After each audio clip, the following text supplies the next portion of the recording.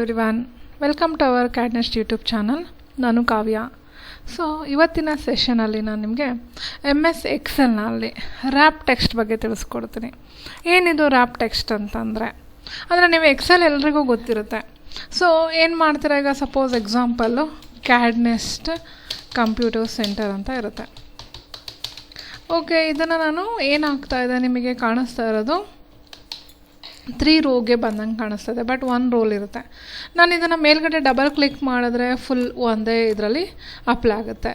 ಆಗಿದ್ದಾಗ ನಾನು ಏನು ಮಾಡಬೇಕು, ಅದನ್ನು ಕಂಪ್ಯೂಟರ್ ಸೆಂಟರ್ ಅದೇ ಸೆಲ್ಲಲ್ಲಿ ನೆಕ್ಸ್ಟ್ ಕೆಳಗಡೆ ತೊಗೋಬೇಕು, ಡೌನ್ಗೆ ತೊಗೋಬೇಕು. ಸೊ ನಾನು ಎಂಟರ್ ಮಾಡಿದ್ರೆ ಅದು ನೆಕ್ಸ್ಟ್ ಸೆಲ್ಗೆ ಹೋಗುತ್ತೆ ಹೊರತು ಆ ರೋವಲ್ಲಿ ಅಪ್ಲೈ ಆಗಲ್ಲ. ಆಗಿದ್ದಾಗ ನಾವು ಯಾವುದೋ ಆಪ್ಷನ್ಸ್ನ ಯೂಸ್ ಮಾಡಬೇಕು ಅಂದರೆ ಇಲ್ಲಿ ರ್ಯಾಪ್ ಟೆಕ್ಸ್ಟ್ ಅಂತ ಇದೆ. ರ್ಯಾಪ್ ಟೆಕ್ಸ್ಟ್ ಆಪ್ಷನ್ಸ್ನ ಯೂಸ್ ಮಾಡಿದಾಗ ಅದು ಆಟೋಮೆಟಿಕ್ಕಾಗಿ ಕೆಳಗಡೆ ಬರುತ್ತೆ ನೀವೇನೇ ಟೈಪ್ ಮಾಡಿದರು.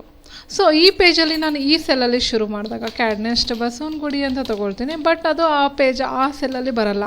ನಾನು ಯಾವ ಸೆಲ್ಲಲ್ಲಿ ಅಪ್ಲೈ ಮಾಡಿದ್ದೆ ಆ ಸೆಲ್ಲಲ್ಲಿ ಮಾತ್ರ ಬರ್ತಿದೆ.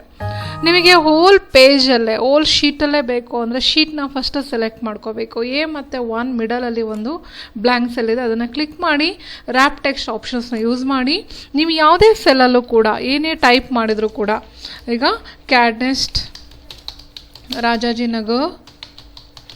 ಸೊ ನೋಡಿ, ಅದು ಆಟೋಮೆಟಿಕ್ಕಾಗಿ ಕೆಳಗಡೆ ತೊಗೊಳ್ತಾ ಇದೆ ಅಲ್ವಾ. ನಿಮಗೆ ಸ್ವಲ್ಪ ಮೂವ್ ಮಾಡಬೇಕು ಮೇಲ್ಗಡೆ, ಈಗ ಈ ಥರ ಅಪ್ ಮಾಡಿ, ಸೊ ಈ ರೀತಿ ಡ್ರ್ಯಾಗ್ ಮಾಡಿ.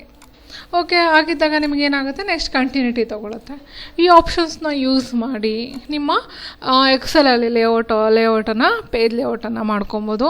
ಹಾಗೆ ನೆಕ್ಸ್ಟ್ ಲೈನಿಗೆ ಬರ್ತಿಲ್ಲ ಅಂತ ತಲೆ ಕೆಡಿಸ್ಕೊಳ್ತಿರೋರು ರ್ಯಾಪ್ ಟೆಕ್ಸ್ಟ್ನ ಯೂಸ್ ಮಾಡಿ ನೆಕ್ಸ್ಟ್ ಲೈನ್ಗೆ ಕಂಟಿನ್ಯೂಟಿ ತೊಗೊಳುತ್ತೆ. ಇಲ್ಲ ನನಗೆ ಸಿಂಗಲ್ ಲೈನ್ ಸಾಕು ಅಂದರೆ ಈ ಲೈನ್ನ ಡ್ರ್ಯಾಗ್ ಮಾಡಿ, ಆಗ ಸಿಂಗಲ್ ಲೈನಲ್ಲೇ ಅಪ್ಲೈ ಆಗುತ್ತೆ. ರ್ಯಾಪ್ ಟೆಕ್ಸ್ಟ್ನ ಕ್ಲೋಸ್ ಮಾಡಿ. ಈ ರೀತಿ ರ್ಯಾಪ್ ಟೆಕ್ಸ್ಟ್ನ ಯೂಸ್ ಮಾಡಿ ಎಕ್ಸೆಲಲ್ಲಿ ಅಲೈನ್ಮೆಂಟನ್ನು ಈಸಿಯಾಗಿ ಮಾಡ್ಕೊಳ್ಳಿ. Thank you. ಈ ವಿಡಿಯೋ ಇಷ್ಟ ಆಗಿದರೆ ಲೈಕ್ ಮಾಡಿ, ಶೇರ್ ಮಾಡಿ. ನಮ್ಮ ಚಾನಲ್ಗೆ ಯಾರ್ಯಾರು ಸಬ್ಸ್ಕ್ರೈಬ್ ಆಗಿಲ್ಲ ಸಬ್ಸ್ಕ್ರೈಬ್ ಆಗಿ.